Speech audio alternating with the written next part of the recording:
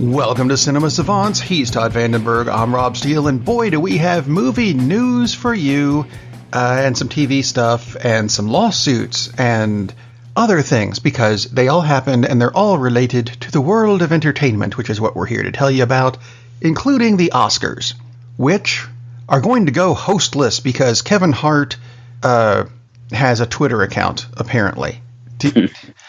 Personally, okay, Oscars have never done a thing for me, but every year, invariably, the Oscars have run long, so people needed to cut off their speeches and whatever. Well, here's the way to solve it. Get rid of the host. We don't have to listen to a monologue. Get rid of the skits. Just have, hey, you won an award. Come tell us about it. I'd like to thank everyone on the planet. Thank you. And now you won an award. It's kind of an Oprah thing, isn't it, though? You get a car, you get a car.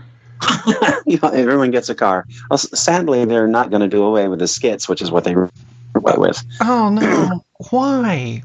And as I agree, they can completely go without a host, because what they're going to do is have the presenters step up and do that. So you'll cut out the middleman of a host. Introduce the presenters. They can just walk out and say who the hell they are. I mean, that's not that big a deal. I mean, isn't there always that announcer over them anyway? And now here's Tom Cruise and someone you've never heard of to present the award for best diddling in that movie. Wink Martindale. He would be awesome. Yeah, you could do that. I imagine how this whole thing started with it going on and becoming bigger and bigger is because Bob Hope was the host of the Oscars for about 16 centuries. And so he would do his shtick, and that got to be what it was about. So then hosts had to come out and do their thing instead of say, here is so-and-so. But, I mean, I like the Oscars because because of the moment you'll have, like when Tom Hanks won for Philadelphia, because of the speeches. Okay, you get something that's really touching, really cool. You'll get bizarre moments like the guy who ran across the stage naked. Evans said, well, there's a man who's not afraid to show his, I believe he said something about he's not afraid to present his shortcomings. So, there are great moments in the odds, which a lot of things don't have anything to do with the films themselves. So, or fun things like announcing the wrong damn film won Best Picture. So you never know what's going to happen. Whoops. Yeah. Yeah. So, the host is fine. But you see, for me, that's a, you know what? I can watch that the next morning on Good Morning America or, something. Very true. Absolutely. Because, of course, it will be all over the interwebs, stuff the cool like that. Quite true. So let's see. Moving on to Netflix, which is not eligible for Oscars, but is going to win them anyway. Or, I don't know, whatever. They're being sued because this is America, and that's what you do, is you sue people. They're being sued by Choose Co., which is a company I'll be honest, I had not heard of. I had not heard of the company either. I've heard of the books. So, I know what they did. They're being sued because they published the Choose Your Own Adventure books. And they're upset with the Black Mirror Bandersnatch movie because at some point they said, ooh, it's a Choose Your Own Adventure thing. And, the concept of that has been around since, time began, I think. It's called Dungeons and Dragons. It's a role-playing game. Anyway, just in book form. Now, I remember when the books came out, and they were huge back in the 70s and 80s. Right. We're not in the 70s or 80s anymore. And there was a fairly massive gap. Apparently, they ran through 98, which I didn't know. But they kept getting, fewer and farther between. It used to be like one a month would come out, if not more. And toward the end, here's the one for 1992, period. Although I did find out they did the original Star Wars trilogy as a Choose Your Own Adventure. I may look those up because I'm curious. But Choose Co. bought the rights for Choose Your Own Adventure in 2005 and has been publishing, let's see, they've published, 40 of them? Maybe a bit more? It's hard to tell because the list bounces. The list I've got anyway. 4 years since they took over. Something like that. Yeah. Still. I mean... I think in Bandersnatch, they didn't base the video game on Choose Your Own Adventure book. So it was just a reference to that kind of style. And yes, they use the term choose your own adventure. But I think when this goes to court, if it goes to court, and it probably won't, because Netflix will just probably look at this as a nuisance and pull some money out of their pocket and say, here, go away. Like they did with the Church of the Devil. Yeah. I think this is going to wind up more just like the generic, like Kleenex. And so term Kleenex, no matter what they're blowing their nose on. Kleenex is a trade term, but someone says, oh, could you pass me that box of Puffs Plus, please? Got tissue. So, it's a refrigerator. And it's like, okay, fine, give me the 25 mil, and they'll probably settle for $5. I'd be happy because it's probably more than just code 8 since they bought the damn thing. I'm going to go Xerox this report, and yeah, exactly. It's become one of those things, and I know the company that makes Choose Your Own Adventures, the original one, was not the only one doing it. There were other companies, and admittedly, I don't think they were as good. Says the 5th grade when they became popular, and ooh, I like these. How about the knockoff brand? And you go, ooh, these Cheerios don't taste as good. That kind of thing.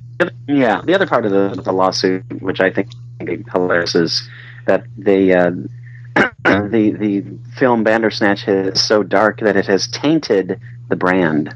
Yeah, I read that. I'm pretty sure the kids reading your crappy Choose Your Own Adventure books that you're okay, I won't say that. But they're not literature, okay? So let's just calm down on that. They're probably not watching Bandersnatch. Stop with the crap. That is one of the most stupid things. That alone, they should talk. Or at least throw out that portion of it. Like, look, I have 7-year-olds watching Bandersnatch, and it's going to ruin the Choose Your Own Adventure, and they're going to be terrified to turn the page because, oh my God, it may be a book that they're reading, and that's the end of the story, and the Choose Your Own Adventure they're reading. It's like, get out of here with that crap. I mean, I'm looking up something real quick, just so I can get this correctly. That would be something similar, I'm guessing, to, let's say, Warner Brothers suing Friday the 13th franchise because they're ruining all the Warner Brothers movies, right? Yeah. This kid watched a Friday the 13th movie, and it's just ruined all of Warner Brothers. Shut up. Yeah, that's pretty bad. That's not that. No. Oh, and speaking of no's, The Rock, who was a big name wrestler, now a big name movie star, and that's why I'm putting it in this show. There was apparently an interview that came out with him in the UK where he went off on snowflakes, or at least the term that people are using now they're so sensitive about this stuff and how snowflakes are ruining the country and snowflakes millennials, to be specific, allegedly. Right. So he took to Twitter and went, I don't know where they got that from, but that interview has been completely made up. His quote is, "The interview never happened, never said those words, 100% false. If I ever had an issue with someone, a group, community, or a generation, I'd seek them out, create a dialogue, and do my best to understand them. Criticizing ain't my style." Now, when I first read that, I thought, boy, does that sound Donald Trumpish. But then he used words like dialogue, and I went, no, that can't be Trump. It's a more than a 2-syllable word. Exactly. Do you think The Rock's brand has been ruined by this fake interview? Probably. But I do think that's a basis for a lawsuit, and I don't think he's going to sue them. Because I don't think he's going to. All he has to do is say, nope, wasn't me. And that's it. It's done. But it doesn't sound like something The Rock would say. No. Doesn't it more like, and why would he do it for, some obscure... Well, it's apparently, if I understand correctly, and I might not, it's the equivalent of the Inquirer in the UK. Oh, okay. Like I said, some obscure journalistic source is like, you go on the Rock, would you be on the Today Show? And if you want to blow up the millennials that they're snowflakes, I think you would do it like that if you're The Rock, and instead of seek out some rag and have an interview with them. Which, again, the UK source of the Inquirer and an article which is completely fabricated. Could that be possible? Yeah, it seems like that's entirely possible. Who knew? Moving on then to IMDb, who is teamed with Amazon, or maybe owned by Amazon. I'm not sure which. They launched Free Dive, which sounds like something you would do in a swimming pool. But it's not. It's a streaming service because we don't have enough of those. Except this one's free. Yay. And it's got a bunch of movies that, I'll be honest, I've forgotten about most of the movies they put on. We've got, Dracula and Gattaca and Last Action Hero and TV shows like The Bachelor and Heroes and Quantum Leap. And I haven't had any interest in watching any of this stuff. They have Fringe. Oh. They have Fringe. I will say, I love the selection that they have overall. I mean, considering that it's free. Right. Considering it's free. There are two big problems with this. One, you cannot search to see what's available on Free Dive. And I checked their FAQ, and it clearly states that is not a capability that they have installed yet. So How can you not have installed that? And it's from Amazon, which I'm pretty sure they let you search for what you want to buy, so I'm not quite sure how they couldn't figure out how to do a search IMDb that they own, and they've owned for a few years now. And IMDb, yeah, you can search on IMDb. That's kind of the whole point. So I don't know how the hell they decided to launch a streaming service that doesn't allow you to search for what the hell you want to watch. That's kind of basic, isn't it? I mean, other than the fact that you have something to watch, you kind of need what to watch. The way you find what you watch is just to look at their splash page, and you look through, here are movies of the 80s, movies of the 90s, our picks, blah, blah. I went through the list of everything. Well, from what I could find, there are 383 different things available now. Includes TV series, so obviously you might have 5 seasons worth, so you could have 80 episodes. Quantum Leap was on for a number of years. So. Yeah, exactly. But counting Quantum Leap and Fringe as 2 titles, 383 titles available for a streaming service. That's not a lot. And some of those are IMDb originals, so that doesn't count. It's just people talking like us. It's like, I wouldn't go to a streaming service and it's like, oh my God, Savants is part of it. I'm going to check that out. It's like, thank you. But I don't know. And yeah. That's a big draw. Yeah, I mean, we'll go on IMDb streaming, sure. But I demand that they have a search function first. And maybe add, I don't know, 10,000 titles. I mean, seriously, you're going to launch a streaming service that you can't do a search on, and you have 383 titles, of which are repeats because it's up on multiple lists. Dramas. Just 300 titles. I mean, you can just scroll through that like, no big deal. It doesn't. Yeah, the sad thing is, it doesn't take long to look through their entire catalog. Now, if you enter a title in IMDb, it will pop up and show, this is available for streaming. But so at least they thought to do that. I tried it. It is ad supported. No more than what is on Hulu or anything like that. It's not tons of ads. It's not some kind of egregious problem. It's cool. It streams just fine. The quality is excellent. But seriously, you launched with less than 400 titles, and you can't even search for what you want. I mean, it's almost like this is a joke. Eventually, I think this could be great. But right now, I don't even know if this is Free Dive beta. I mean, good. Could be better. Could be better. Yeah, it could be tons better. I just don't understand why they launched now. I mean, it's clearly not done. No. Very strange. It sounds like it's actually better done than the DC service. But we'll get to that on Friday's show. Oh, lovely. Yeah. See, foreshadowing. No, it's a plug for the Friday show, is what that is. Well, let's see. The American Society of Cinematographers, chronomenologists. No, cinematographers. That is just entirely too long a word. And if I'm tripping over it, don't give it to the president. All right. The American Society for Cinematographers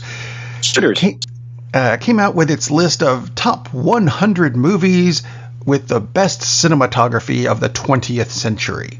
And I've already got issues with the list. I know you. Just in starting with one of the films actually came out in the 21st century. I'm just saying, if you're going to be consistent about it. there's only two movies that I'm really going to point out, because I could point out a lot of them. Yes, all of them. Not that I've seen all of them. I've heard of a lot of them. Have good or great cinematography. Although, I'm wondering, Last Tango in Paris is on this list. And isn't that kind of, what was that, Marlon Brando's porn movie? Yep. Cinematography was not high on the list of things I've ever heard about that movie. Butter was, and if, kids, don't look this movie up. Yeah, don't. Yep, exactly. Yeah, Butter was on the list. And actually, just for surprising purposes, and this movie is going to come, a new version is going to come back later in the show, Dune, which no matter how boring you found the movie, it had some beautiful cinematography in it. Dune is not on this list, which I'm very annoyed by. I can tell. The top 10 for those that top 10 is Lawrence of Arabia. It always shows up on these lists. Yes, it's gorgeous. Blade Runner, Apocalypse Now, Citizen Kane, The Godfather, Raging Bull, The Conformist, Days of Heaven, 2001: A Space Odyssey, and The French Connection. So, some of these movies are the best sedatives I've ever seen. They are the most beautiful looking things to fall asleep to. I'm knocking 2001 and Blade Runner again. It's my job. I'm just saying. According to the list, Francis Ford knows how to get cinematography. He's the only actor who has two movies on the list. Just saying. Metropolis is on the list, which we covered a couple shows ago. And I'll give it that. It had some beautiful cinematography in it, especially for 1927. Yes, especially for it. Exactly. Yeah, and I know which movies, at least movies you're talking about as far. They're very beautiful sleep aids. But again, this isn't about the quality of the film at all. It's nope. How it looks.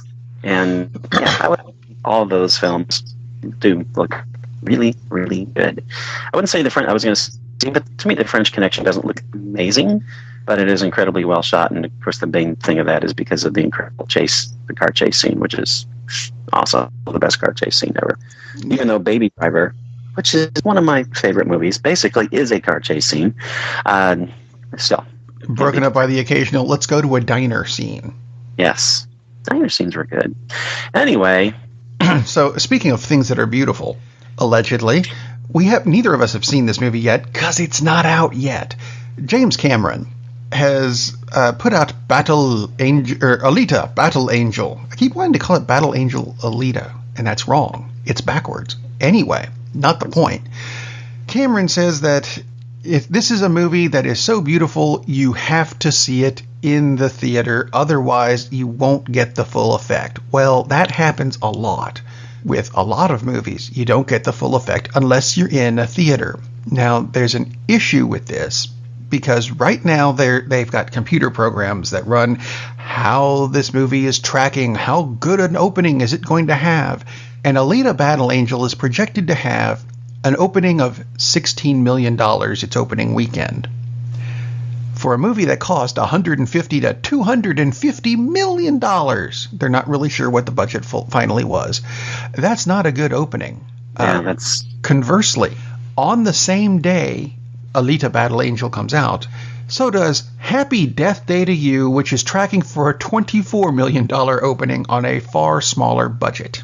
Probably 16 million. Probably. Yeah. Well, that's sad because the trailer looks really interesting. I'm looking forward to Alita Battle Angel. Yeah, we'll see what it does. We'll see. As long as it stays in theaters long enough for me to see, and invest in the company. So I'm cool. Let's see. Something else that's coming out soon. We finally got a first look at The Watchmen, kind of. HBO put out a trailer for here's what's coming up in 2019, and there were a couple little clips from Watchmen that showed up. One of them, although it looks, you can look at it and go, that's from the Watchmen series, or it could be from that Tom Cruise BDSM movie that he did with the masks. It could be either. Hey, don't look at me like that. It's just that's how it came out. Is that what this is? I don't know. And there was a glimpse of Rorschach, who I didn't think was even going to be in the series. Glad he is. And actually, I have a question for you concerning HBO.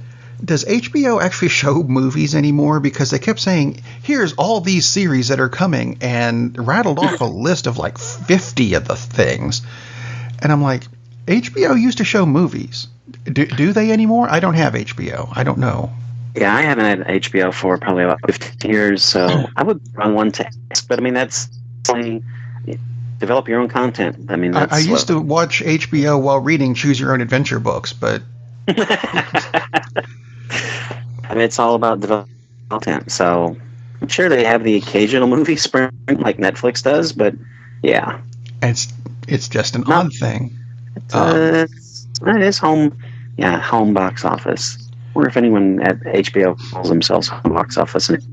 Well, that's even a thing. I wonder if they legally changed it just to HBO. Yeah, a lot of people KFC. I don't think know it stood for home box office anymore. Just like KFC, they don't even have to give you chicken anymore. They just have to give you KFC. You know, when I lived in Germany, we had a KFC, and it wasn't on the base. It was actually in Darmstadt, which is just, that was the most utterly bizarre thing. A Pizza Hut, which we also had, I got because, you know, pizza. It's a pizza, it's a hut. I get that. But we were driving through downtown Darmstadt, and all of a sudden there's a KFC, and you go, do people here even know what Kentucky is? We're on the wrong side of the planet for Kentucky. Although shortly after we moved there, it got changed. The name changed to Darmstadt Fried Chicken. I'm just passing out the information. I don't make it up. They should watch them. Actually, something you sent me this week, or a couple days ago, concerning Democratic Representative Alexandria Ocasio-Cortez, who doesn't just dance like they did in the Breakfast Club. And if you want more on that, listen to the FWAT show from this past week. Yes. She quoted Rorschach on Twitter and attributed Alan Moore to, I mean, wow. She's being criticized for being outspoken, which of course is one of the things that got elected to begin with. Personally, I don't agree with everything she says, but I'm glad that she's outspoken because someone other than a congenital idiot needs to be outspoken these days.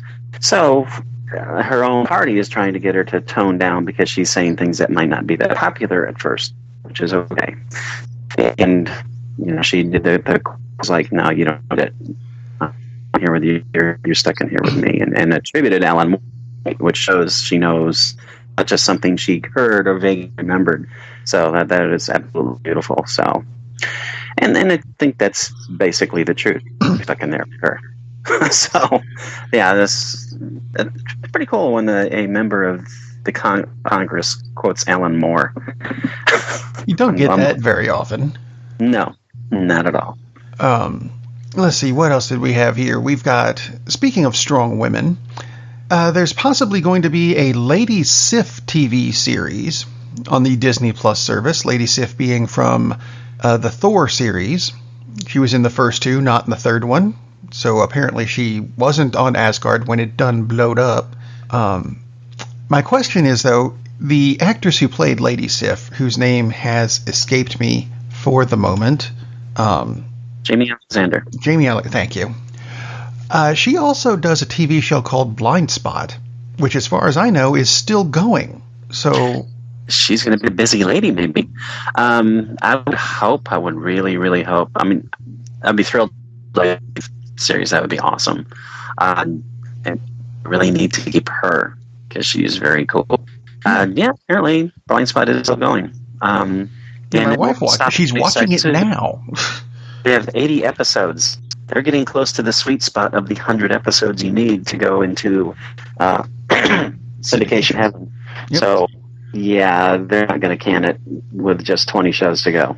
Like I said, I'll be busy. Look what you know, it might not start in 2020 or something like that, or they may recast, and if they do, I'm sure it would be fine because Marvel hasn't really screwed too often. Mark Ruffalo's doing just fine as Bruce Banner, after all. So, yeah, but I really hope they would get her. She's cool. I like her.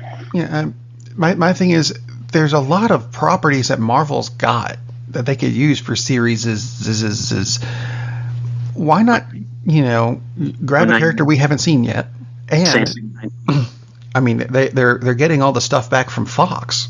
Yes, they are. Which is like 5 billion more characters, which almost just the comic alone, X-Men. Good news, everyone. Fox has canceled all of their Marvel-related movies, including Gambit, Doctor Doom, a Silver Surfer movie that I hadn't even heard rumors about yet, but that was in the announcement. Really? X-Force, Dark Phoenix, and New Mutants are still coming out because, well, New Mutants finished filming years ago, I think, at this point. They're still doing reshoots. They'll probably do reshoots up till the day it airs, which is, what are they talking about, August now, I think? Yeah, which, come on, just put it out already. I think that's good news. Save it for Halloween. That's very good. I didn't even know they were doing a Doctor Doom movie, which, no. I mean, considering how badly they screwed Doctor Doom the first 2 shots they had at it, don't do that. Just leave it alone. Yeah. And I'm glad to hear that finally the Gambit movie has met its death knell, at least at Fox. It's about damn time. I'm tired of hearing Gambit, quote-unquote, news every 6 months for the past, 7 years? Something like that. Jeez. So, yeah, that's great news. So Fox has, after this year, Fox will no longer screw up whole property. So, well, I mean, that's my thing. Well, that you they'll screw up Deadpool because they don't screw up Deadpool, thankfully. Well, I don't think Ryan Reynolds will let them screw up Deadpool. I think that's exactly what it is. You had actually brought up that Dark Phoenix has a trailer now, which somehow I missed. But I looked it up, and it looks like it would be a good movie. Mm-hmm. However, I'm really looking forward to when Marvel takes over completely and reboots the X-Men the way that's done in the books. That's all I'm asking for. I don't think I'm asking too much. And Marvel literally wrote the books on it. They've gotten the rest of the Marvel movies pretty much right so far. Yep. I'd like to see the X-Men on the screen correctly, finally. Damn it, you bastards. Come on. But which X-Men, like you said, they've written the books. There are so many versions of the X-Men at this point. In the comics. Actually, what I would like to see them do is start with a big screen version of the story they did in Giant Size X-Men #1, which was the issue where they switched from the original team of Cyclops, Jean Grey, Angel, Iceman, and Beast. Mm-hmm. Those are your original X-Men. You'll notice Wolverine was not on that list. Giant Size X-Men is when they brought in Wolverine, Colossus, Storm, Nightcrawler, who was it? Banshee, Thunderbird, and Sunfire. Sunfire left at the end of this book, and Thunderbird was killed like 2 issues later. Not the point. That's a good starting point to bring in the characters that everyone recognizes. That is a good starting point. I can see starting with just the original, and then I wouldn't object to that either. And then tease, like you said, of the giant annual for the second movie. The original theme was very, very interesting, very compelling. I'd like to see the not furry blue version of Beast just for once because it would be fun because he was damn ugly, and it would be interesting to see that version of Beast. Beast looks much better as a blue furry dude than dude was a track. Very interested to see what happens with this as it moves down the road. I haven't seen any projection.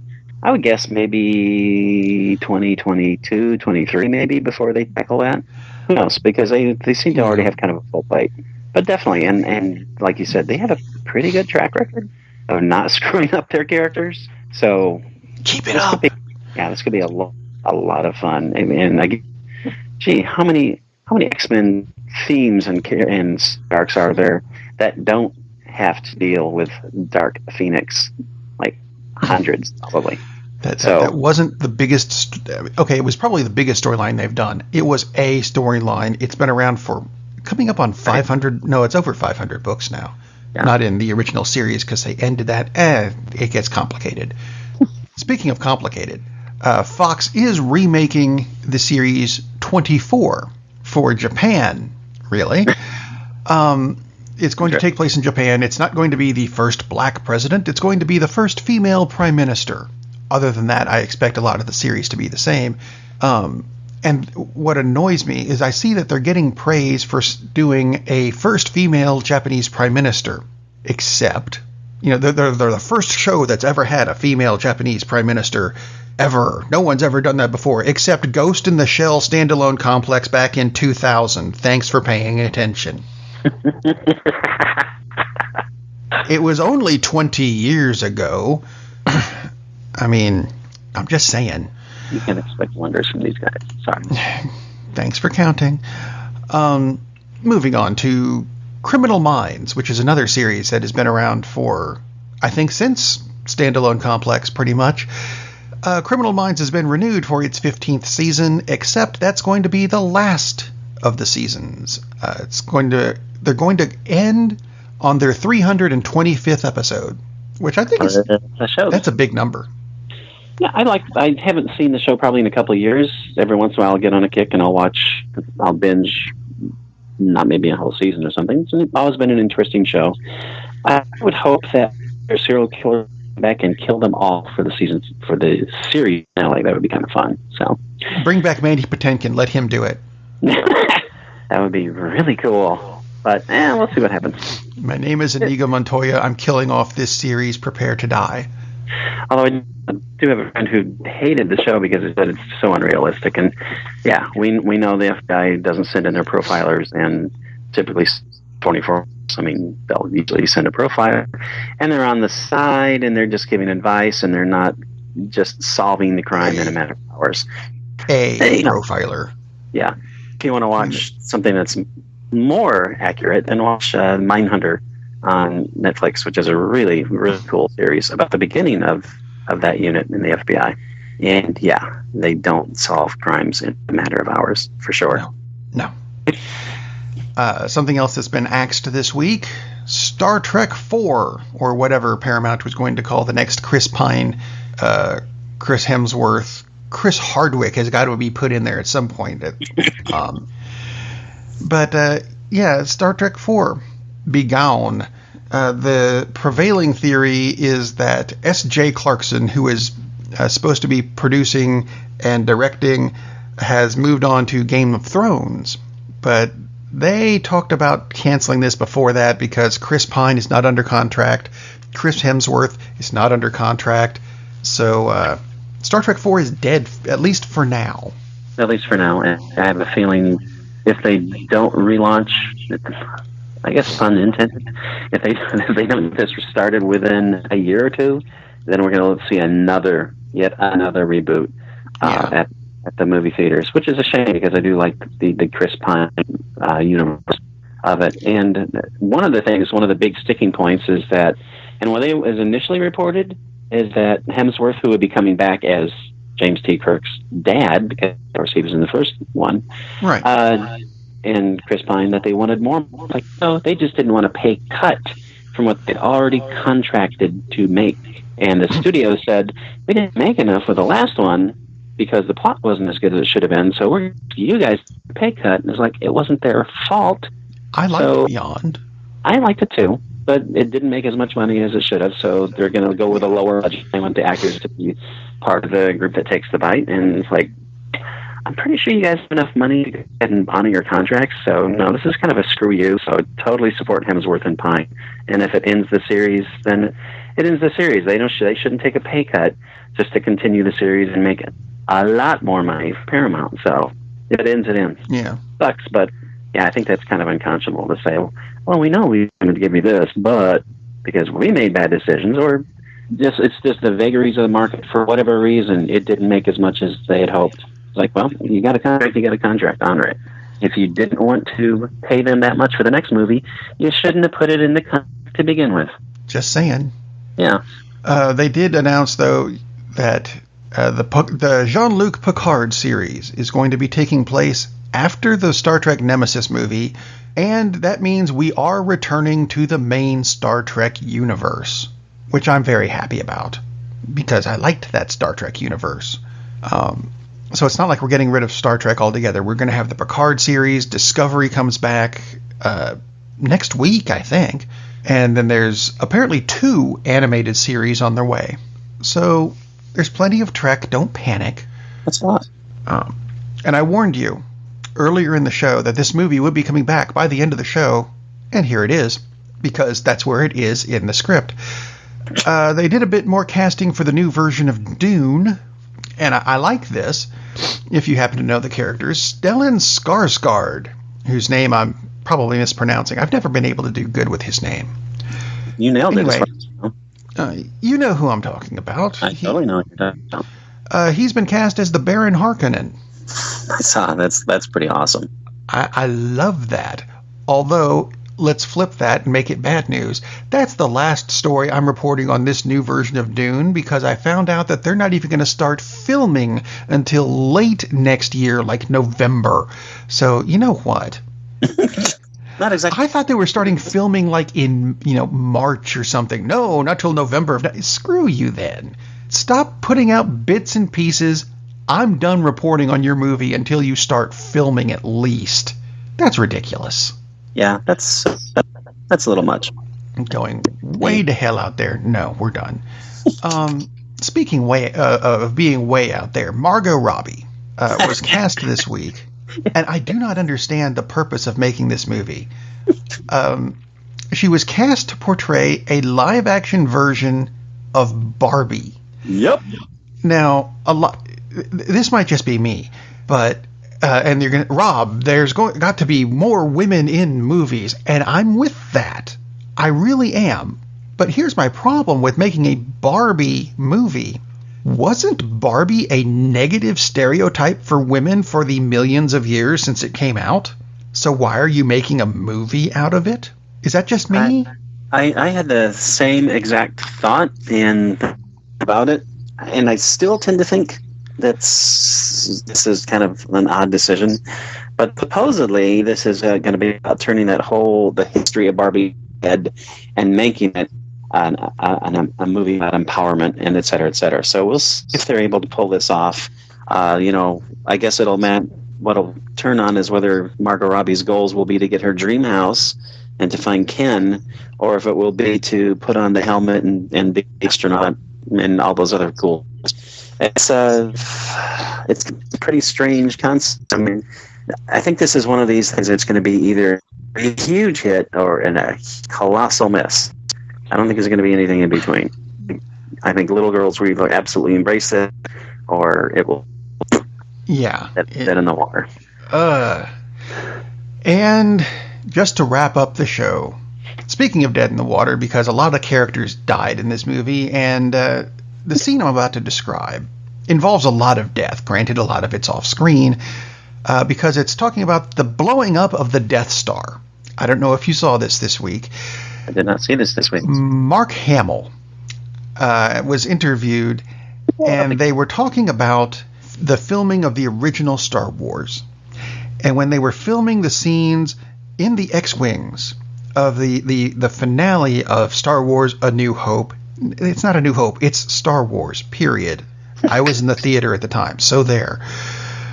The question was asked, because at the time it was, seeing as it's National Trivia Day, which apparently is January 4th, who knew, do you have any little-known facts to bestow upon us?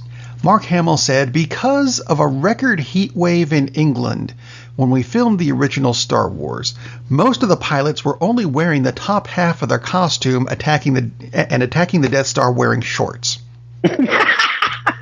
I'm glad they were wearing shorts at least. I was afraid you were going to go somewhere else with that. Yeah, I was afraid he was going somewhere else with that too. But, half-naked X-Wing pilots. Sure, why not? You never see them from the waist down anyway. There's too much equipment in the way. And no, not that kind. Say, Rob, family show, please. It's called a pilot's yoke. Yeah, that's what that's my story, and I'm sticking to it. Ooh.